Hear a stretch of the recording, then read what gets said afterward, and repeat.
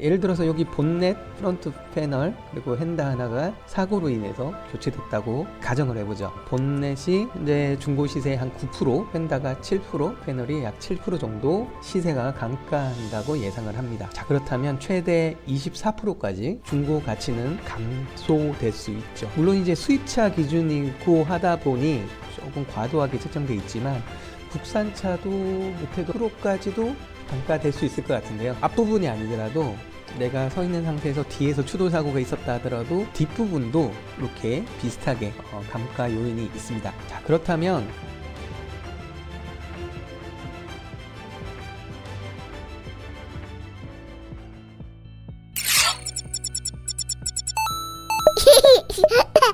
한 번도 안 해본 사람은 있어도 한 번 하고 안 한 사람은 거의 없다는 장기 렌트 상품을 알고 계신가요? 도로에 달리는 차량들이나 또는 주차장에 있는 차들의 번호판을 오늘부터 유심히 보시길 바랍니다. 내가 생각했던 것보다 훨씬 더 많은 렌트 번호판을 확인하실 수 있으실 거예요. 장기 렌트가 그렇게 안 좋은 상품이라면 우리 아파트 시장이나 도로에 이렇게 많이 있을 수 있을까요? 그렇다면 장기 렌트를 이용하는 그들은 장기 렌트의 어떤 매력을 느껴서 렌트를 선택했을까요?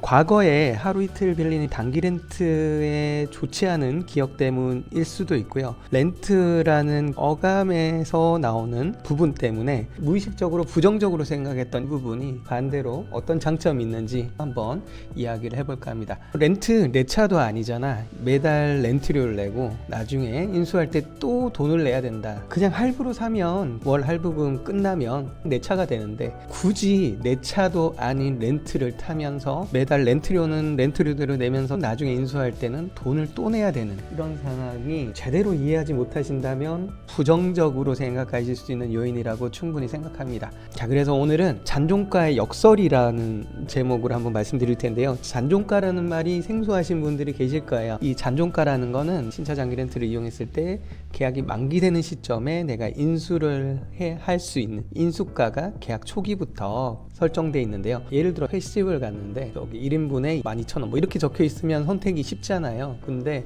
시가라고 적혀 있는 순간 이게 얼마인지에 대한 불안감이 엄습을 하고 선택하기가 좀 어려워지죠. 어쨌든 이 잔존가라는 거는 계약 기간이 끝난 시점에 시가가 아니라 얼마에 정확하게 인수를 할지 반납을 할지 정해진 가격을 잔존가라고 합니다. 방금 전에 말씀했던 것처럼 인수할 때 또 돈을 내야 된다는 이 부분이 잔존가라는 부분이다. 이 정도까지만 이해하시고 끝까지 들어보신다면 내가 몰랐던 사실을 알 수도 있고요.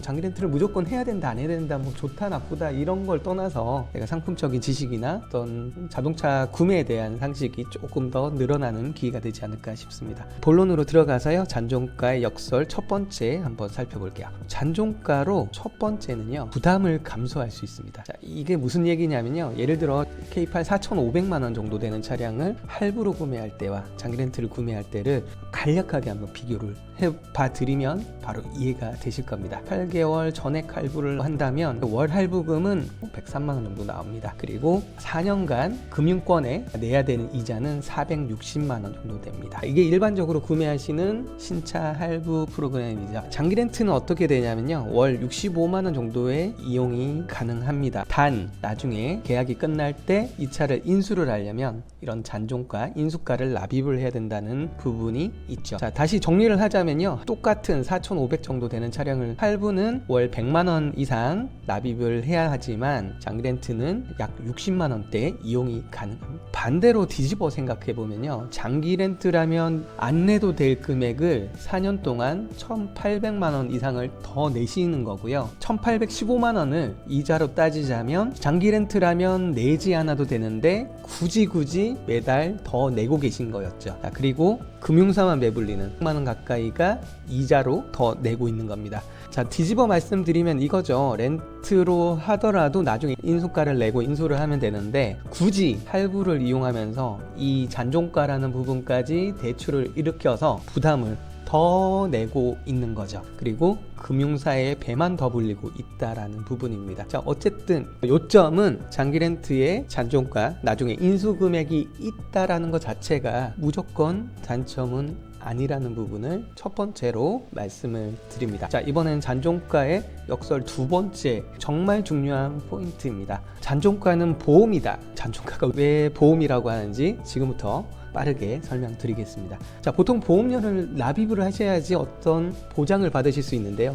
장기 렌트는 이 잔존가를 통해서 추가 비용 없이 보험의 효과를 그대로 적용받을 수 있습니다. 자, 첫 번째 이슈에 대해서 말씀드릴게요. 얼마 전에 청라에서 전기차 화재가 일어난 적이 있었죠. 이런 전기차 화재가 나면서 중고차 시세가 급격하게 떨어졌습니다. 약 한 10에서 과할 때는 20%까지 며칠 상간에 이렇게 시세가 곤두박질 쳤는데요. 중고차 시세라는 건 이슈에 취약한 부분이 있어요. 과거에 BMW 화재 사건이 있었을 때, 폭스바겐 연비 조작이 있었을 때도 순간적으로 중고시세가 하락한 경우가 있었죠. 그리고 특정 시점에 보면 경유 가격이 휘발유 가격을 역전할 때도 있고요. 이럴 때는 경유 차량의 중고시세가 과도하게 떨어질 수 있죠. 그리고 불과 한 2-3년 전만 해도 하이브리드 차량의 중고시세가 정말 안 좋았어요. 근데 지금은 역으로 하이브리드의 인기도가 상당히 높아졌습니다. 이런 것처럼 자동차의 중고 시세는요, 어떤 이슈와 시대 변화에 따라서 아주 급변하게 유동적이라는 거죠. 그 얘기는 4년, 5년 이후에 내 차의 중고 시세가 얼마가 될지 확답을 할 수 없다는 얘기죠. 내가 차량을 매각해야 되는 그 시점에 하필이면 내가 타고 있는 이 차량에 어떤 이슈가 발생해서 중고시세가 떨어질 수 있고, 시대적인 변화로 인해서 내가 팔 무렵에는 중고시세가 떨어지거나 역으로 올라갈 수도 있습니다. 내가 할부로 구매를 했을 때 중고시세가 올라가면 좋은데 반대로 떨어지는 케이스가 의외로 많습니다. 그렇다면 장기 렌트로 이용을 했다면, 예를 들어 잔존가가 2천만 원으로 책정돼 있어요. 2천만 원보다 내 중고 차 가치가 높다면 그냥 인수를 하면 되는 거고요. 만약에 여러 가지 이슈 로 중고시세가 한 1,700, 1,600으로 떨어져 있다라고 한다면 그냥 반납을 하면 되는 겁니다. 그러면 역으로 장기 렌트 매달 내는 렌트료는 이 잔존가를 빼고 책정을 하는 거기 때문에 반납하는 순간 내가 할부를 샀을 때보다 오히려 더 이득을 볼 수 있다는 거죠. 자, 두 번째는요, 사고라는 이슈가 발생할 수 있습니다. 빠른 속도가 아님에도 불구하고 앞차와 추돌을 한다든지 하면 앞부분이 생각보다 많이 파손이 됩니다. 보통 전방 사고라면 본넷이라는 부분, 그리고 휀다, 그리고 앞 프런트 패널이 앞에 경미한 속도의 사고라도 교체가 되기 쉬운 부분인데요.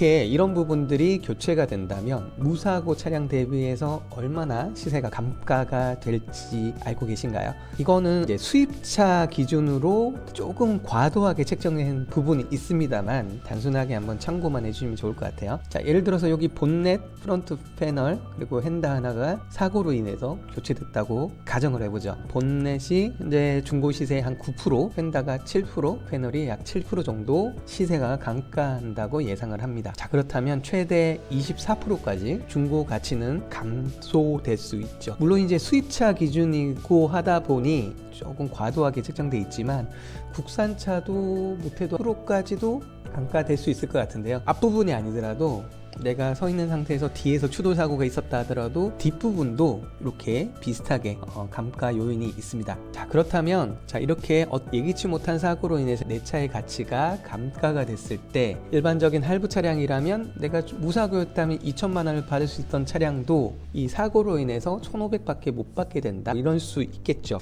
그런데 장기 렌트라면 아까 말씀드린 대로 2천만 원으로 잔존가가 책정이 돼 있어요. 근데 사고로 인해서 내 차 가치가 떨어졌다. 그럼 쉽게 해서 버리면 됩니다. 네, 굳이 1,500만 원밖에 안 되는 걸 내가 2천만 원에 인수할 필요가 없잖아요. 그래서 이 차를 그냥 반납하는 순간 할부로 내가 샀을 때보다는 역으로 나는 500을 번 꼴이 되는 거죠. 근데 이렇게 말씀하시는 분들도 계세요. 나는 한 20년, 30년 무사고라서 잔존가의 보험 가치가 나한테는 필요 없어 라고 얘기하시는 분도 종종 계십니다. 자, 근데 그런 분들께 제가 이렇게 여쭤볼 때가 있어요. 자, 20년 무사고신데 새 차를 살 때 자차 보험은 그러면 가입을 안 하시나요? 라고 한다면 거의 대부분의 20년, 30년, 40년 차 무사고 운전자들도 새 차 살 때는 자차 보험을 가입을 합니다. 자, 이유가 뭘까요?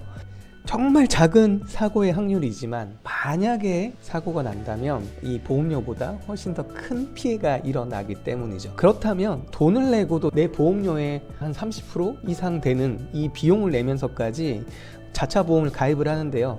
돈을 내는 것도 아니고 자동으로 가입하는 효과가 있는 이 장기 렌트의 잔존가, 이 보험이 절대 작은 효과라고 말씀하시지 못하실 겁니다. 그리고 사고가 발생을 한다면 요즘은 사고에 대한 총 수리 비용보다는 사고 건에 따라서 보험료가 할증이 된단 말이죠. 만약에 이번 한 타임에 사고가 한 건만 나더라도 약 15%의 보험료가 할증될 수 있어요. 혹시 배우자께서 운전을 하시다가 정말 운이 나빠서 작은 사고 2건이 일어났다고 생각해보죠. 그럼 내 보험료가 약 38%까지 올라갈 수 있습니다. 3건이 발생했다. 그러면 50%가 올라가죠.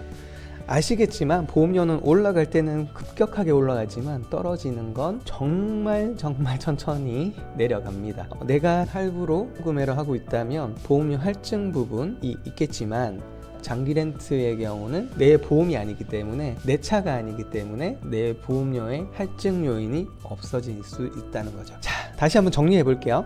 4년 후, 5년 후에 내 차의 중고 가치 얼마가 될지 확신할 수 있습니까? 자, 4년 후, 5년 후 내 차 중고 시세 어떻게 될지 모릅니다. 시장 분위기가 어떻게 될지 모르고요. 두 번째, 나는 절대 사고가 없을 거라고 자신하실 수 있나요? 나는 운전을 잘하지만 운전에 익숙하지 않은 누군가가 뒤에서 내 차를 추돌할 수도 있고요. 차선 이동을 잘못해서 앞에서 추돌이 일어날 수도 있습니다. 이렇게 일어나라는 얘기가 아니고요. 그런 확률이 전혀 없느냐를 말씀을 드리는 거죠. 자, 그렇다면 세상에는 라는 건 없잖아요. 그러니까 장기 렌트에 내 차가 아니라는 부분과 잔존가라는 부분의 보험 효과를 이용을 해서 장기 렌트를 이용을 한다면 이런 두 가지 부분에 굳이 모험을 할 필요가 없는 거죠. 다시 말씀드리지만 장기 렌트는 만기 시점에 정해진 잔존가 금액을 보고요. 내 차의 가치가 잔존가보다 높게 책정돼 있다면 인수를 해서 계속 타든 매각을 하든 하면 바로 수익화가 가능할 수 있고요. 그리고 어떤 이슈나 사고로 인해서 예상했던 중고시세보다 떨어진다면 그냥 반납을 하면 됩니다. 이 선택권은 장기 렌트 회사에서 인수해 반납해 이게 아니고요. 계약자가 유리한 방식으로 선택할 수 있다라는 장점이 있는 거죠. 그래서 굳이 모험할 필요 없이 추가 비용 없이 이 잔존가라는 보험 효과를 누릴 수 있는 게 신차 장기 렌트라는 겁니다. 이 잔존가라는 부분이 한 번 더 나의 자산을 필터할 수 있는, 내 차의 가치를 판단을 해서 내 자산의 가치를 유리한 쪽으로 내가 선택할 수 있다라는 부분이 정말 이 장기 렌트의 장점 중에 하나라고 저는 감히 말씀드립니다. 잔존가의 역설 다시 요약을 하면요, 매월 납입하는 납입금 그리고 이자의 부담을 확 줄여서 이용을 할 수 있다. 두 번째는 변화무쌍한 중고차 가치의 이런 변화로부터 나의 자산을 지켜주는 역할을 하는 것이 신차 장기 렌터카의 잔존가라고 보시면 될 것 같아요. 자, 그리고 오늘 이 영상 보시고 나서요, 운전을 하시다가 주변에 있는 차량의 번호판들을 오늘부터 한번 유심히 한번 보세요. 내가 생각했던 것보다 허하호 차량의 번호판이 정말 많다는 걸 아시게 되실 거예요. 이건 번외 얘기긴 하지만 저 장기 렌트 차량들은 다 사업자들이 렌트하는 거지 나 같은 사람들은 렌트 필요 없어 이렇게 말씀하시는 분이 있는데요. 요즘은 신차 장기 렌트를 이용하시는 분들 중에 일반 직장인 분들도 상당히 많아요. 근데 이렇게 말씀드리면 정말 안 믿으시는 분들이 계시던데요. 아무튼 이건 오늘의 주제가 아니니까 이 부분은 다음 기회에 다시 한번 꼭 다뤄보겠습니다. 아무튼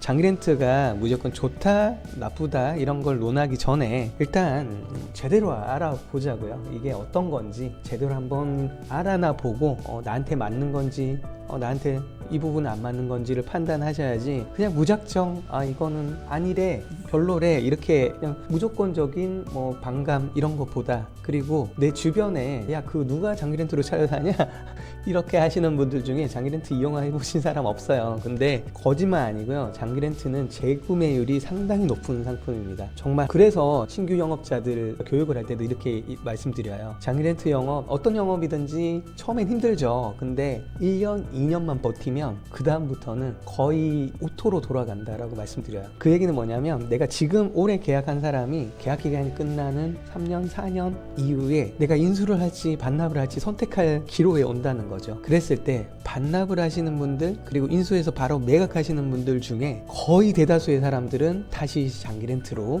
계약을 하십니다. 그 말은 물론 이제 모든 상품이 100% 만족할 수 있는 상품이 있진 않죠. 근데 거의 대다수의 사람들은 장기렌트에 만족하시고 재계약을 하신다는 거죠. 그만큼 매력 있는 상품. 왜 그 사람들은 장기렌트를 계약을 했으며 계약 만기 시점 이후에 왜 또 장기렌트를 계속 이용을 하는가? 이 부분을 한 번이라도 관심 가져보시는 기회가 되셨으면 좋겠습니다. 오늘 이 영상은요, 사실은 신차 장기렌트카 영업자를 위한 교육 영상, 소비자분들에게도 포인트가 될 수 있는 부분이 있을 것 같고, 그리고 일반 소비자들에게도 이런 식으로 상담을 하면 된다라는 이런 포인트를 위해서 소비자를 대상으로 설명한다는 기점으로 오늘 영상을 제작했습니다. 자, 아무튼 궁금하신 부분 있으시면 댓글 저희 연락처로 연락 주시면 친절하게 안내 드리겠습니다. 아무튼 저는 다른 영상으로 또 찾아뵐게요.